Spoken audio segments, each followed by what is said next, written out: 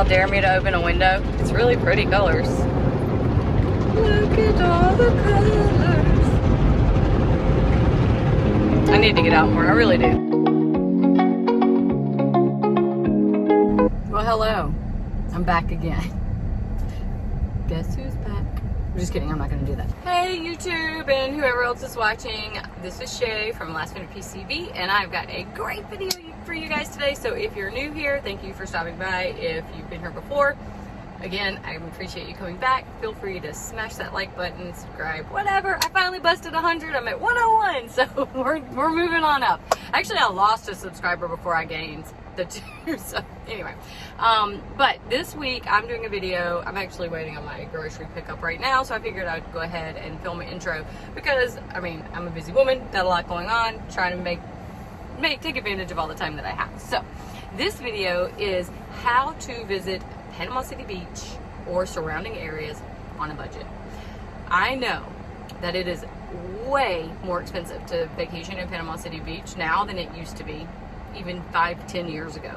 So if you're a family or girls trip or whatever and you're looking for a way to come to the beach without breaking the bank, I've got the tips for you. How to come to Panama City Beach or surrounding areas on a budget. So first things first, I've talked about this before. There is the site resortpass.com, or I think there's actually an app now as well.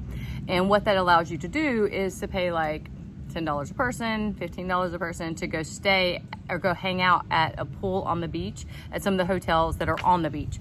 So let's say you come to Panama City, but you don't want to spend like tons of money on a hotel or a condo. You can actually get a condo that's not on the water, or, you know, kind of off a little bit from the actual beach, or you can go more towards even the West End. The West End is usually less crowded and less expensive, the west side of Panama City. But that being said, you know, obviously you're going to have some sacrifices with maybe what's added and what amenities they have if you're not on the beach. So having Resort Pass would give you the option to actually go stay at these hotels or hang out at these hotels' pools and be on the beach, take advantage of their bar services. So it'd be like the fraction of the cost of going and staying in that actual hotel. So for instance, like, you know, a hotel on the beach right now, it can run anywhere from $300 a night to $1,000 a night, depending on what time of the year it is. So obviously, if you can stay off the beach for considerably cheaper, and then just a couple of days out of your vacation, you go hang out at a couple different pools on the beach, it's almost like you have that amenity, even though you're not really paying for it by staying at the hotel. So that is a way that I have kind of been able to visit a lot of these places, because I live here and I really do love to still go hang out at these pools at the hotels, and is on the beach, and of course they'll bring you drinks and there's bars and stuff like that. So I would rather have that atmosphere. So instead of me renting a hotel room or something to be able to have that access, I just use Resort Pass and I go to whatever one I want to. And there's some low end ones and there's some high end ones, but middle of summer it's not as available. But anytime around that, there's always hotels on there that you could visit, but your nicer ones are going to be more readily available towards, you know, the off seasons, or what used to be the off season. Obviously, if you've traveled a lot before, you know weekday travel is usually cheaper than weekend. If you can come on the weekday or go from like Monday to Friday or whatever, you're going to get a way better deal on your condos and your hotels and whatever else it is, and that will save you a ton of money. So if you can take off work or whatever it is to be able to do a weekday trip, I highly recommend traveling during the week. And your bars, your restaurants, and everything like that is typically not as crowded. All of this, when I'm saying this, this would not be your peak season, like March, April, May, June, July, August. Those 5 months. Those 5 months, because we have spring break, and after spring break, we have a little bit of a slowdown for just a little bit, not much of a slowdown, but then summer hit. Another thing is the state park. St. Andrews State Park is right on the water. So you have one side where you can go and it's waves and more of the rough water. And then you have the other side of the park where it's called, they call it the kiddie pool, but it's a very calm, kind of like a lake almost, like it's very calm. There's no waves or anything like that. So for kids and stuff, they kind of hang out on that side. But if you want more of the waves and more of the ocean feel, you can go hang out on the other side of where the beach area is. But it is $8 a car to get in. It's very inexpensive. So just load as many people as you can in your car and get to the state park and enjoy the day. You cannot bring glass bottles in any of your picnic stuff, and you cannot have alcohol at the park. But other than that, you can bring food or whatever else that you need. And yeah, it's a great location. It's a great location, hands down, great location. If you don't know where to go to the beach, or if you are having trouble finding a spot to set up, the park is always the good go-to. So normally I would say drive instead of fly, because flying is typically more expensive, but with gas prices right now, it actually might be cheaper to fly. Who knows? But if you're not that far, just drive, and that will hopefully save you some money. I'm kidding here. So recommend for families especially to get something that has a kitchen area, because if you can get groceries and cook or eat sandwiches or whatever, or even just eat your lunches and breakfast at the condo and then go out for dinners, it's going to make your trip way less expensive. Yes, we love you at the restaurants and we want you to patronize our restaurants for sure, but we do understand that it can get very costly, especially when you're eating, you know, seafood and some higher end places. So I would recommend definitely having a grocery option and having the ability to cook and make sandwiches and that kind of stuff for your family or whoever you're with. I'll give you a little tip about that at the end of something that may make that easier for you. So just stick around and I'll give it to you at the end. Also, BYOB, bring your own booze, like as much as you can, bring your own booze. Like the restaurants and stuff, I mean, a lot of their money is made on alcohol, and I get that. And a lot of times you don't want to carry coolers everywhere. And obviously you're not going to take your own alcohol into a restaurant. But there are a lot of places that you can go and you can bring your own drinks, and you don't have to pay the prices for, you know, the fruity, really expensive drinks.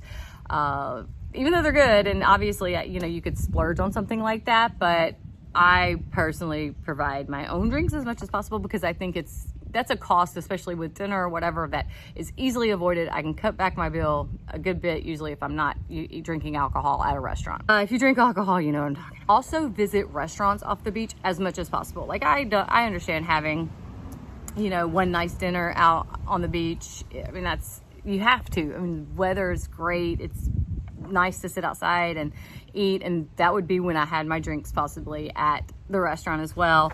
Just to have that downtime, not in a rush, just relaxed, chilling, whatever. The other times you eat out, we have so many great restaurants that are not on the beach, and a lot of them are by far way better than the ones that are on the beach. So I recommend just checking out some of the local restaurants that aren't right there, right on the beach. And I think you will be highly impressed with what we have to offer and the things that the restaurants are doing around here. I mean, with the price increases that they've been dealing with, they've actually are doing a great job. I just have to give a shout out to everybody in the restaurant business right now, because I don't know how they're making ends meet. So be nice to your waiters and waitresses. And a little tip for the locals, a lot of locals or a lot of restaurants and places will offer a discount for locals. So if I know Pineapple Willie's does on the beach, but if you're at some of these locations on or off the beach, and if you are actually a Florida resident and you're local, you can get a 10% discount usually at a lot of different restaurants, so even some stores and stuff. So I always ask just to see. And I am going to probably do a video later for you guys on the places in Panama City Beach that offer discounts for locals, because I always am looking for ways to save money. So that will help me, and I think it'll probably help you too. There are so many things that people offer and businesses and the community offers in this area that are free. If you just go to Facebook, search events for Panama City Beach, around this area for the week or the time frame that you're coming in town, and you would be surprised at how many free activities that you can be involved in. You can get your kids involved, whatever it is, that don't cost a dime. Art events and things like that. There's some stuff at the library they have. Not saying go check out a book and read on your vacation, but they have like kids things set up at the library. They also have like farmers markets all over, different places, different days. There's free comedy shows at the library in Panama City, on Panama City side. There's also comedy, I think, at the Shrimp Boat. They have that kind of stuff going on, and you can typically just go and eat and hang out and listen to whatever the comedian or whatever it is the entertainment is for that night. There's just so many free things. I can't even name them all. There's just too many. But especially with the holidays coming up in October and Halloween and then Thanksgiving and then Christmas and blah, blah, blah, blah, blah. That time of year, there's so much stuff to do. So if you are coming to Panama City to vacation within the next 3 months, you should have no problem finding things to do that do not cost a dime. So I recommend searching that kind of stuff on Facebook. That's the best place for me that I found to find these things before you take your trip. And just go ahead and pre-schedule some things and get some ideas. Plus, it's always good to have some backup ideas in case it happens to be raining while you're down here and you're not able to do as much outside or go to the beach or, you know, any of that. So that's it. That's my list. That's my list of things that will make your vacation to Panama City Beach budget friendly for you guys. However, I did tell you I would give you some little tips depending on what your budget might be that could make your trip a lot easier and a lot less hassle and a lot less headache, especially if you have children.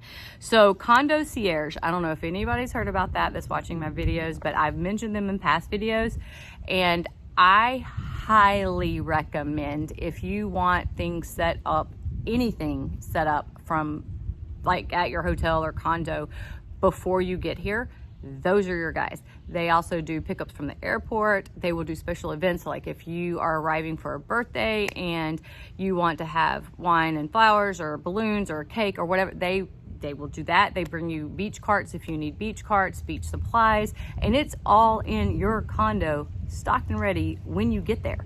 So you don't have to go and try to fight Walmart. You don't have to go and, you know, try to find all these different things. They can even pack in place, things like that. They have all kinds of stuff that they can provide for you while you're here, which will make your trip a lot easier. So there's one thing, and like I said, I recommend them highly. I don't know their rates based on their packages. You would need to call. However, if it's not something that is in your budget to use that type of service, then I personally would recommend calling or doing an online order with Walmart and just schedule it for when you're coming into town and pick it up on your way in, if you can fit it in your car. If not, go unload, come back, pick it up, and then go take it back to your condo. Sometimes it's worth it to pay a little extra and have somebody handle that for you, but that is up to you. But when I have traveled in the past and they don't have an option like a CondoCierge, I just do a Walmart grocery order, pick it up on my way in, take it to the condo, unload it with all my stuff, and then I'm set. I don't have to really go anywhere.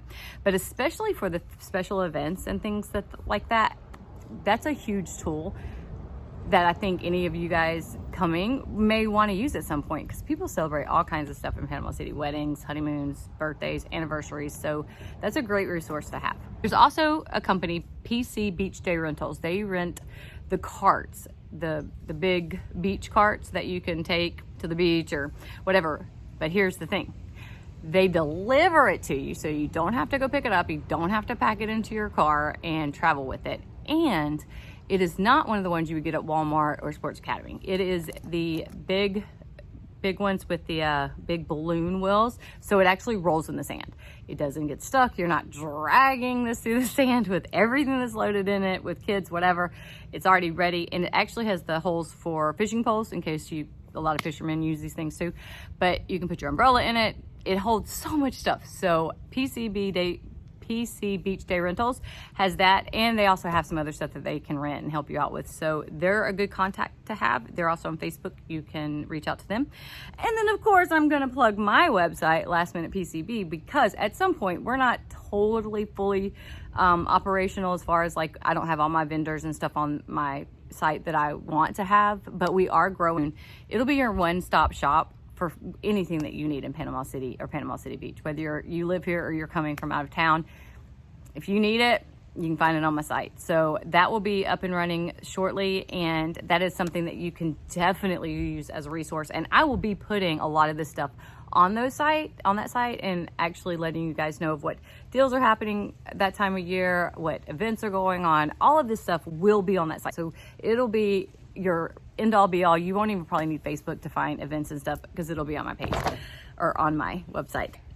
I think that's it. I think that's all I got for you guys. I really hope this video does not end up being 20 minutes long, because that is too long to be looking at this mug.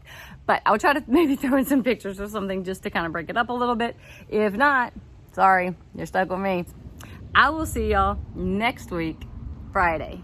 I don't know what time. It's just sometime Friday. So I'll see you next week on Friday. And I hope you guys have a great week. And I'll catch you on the flip side. Bye. One more quick thing I forgot to mention. It is now cooling off in the area. And so I would definitely tell you, if you're visiting, to check out Papa Joe's Bayside. It is perfect weather for that location. It's outside, it's food trucks, they have cornhole, they have different things, they have music, different events, whatever.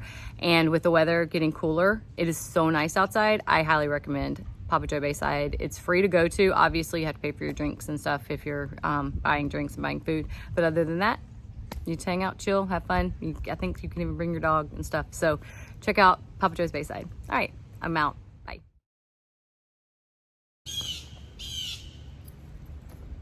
I seriously need that bird to shut up. The bird's back. I think the plane's gone. Let's get started again.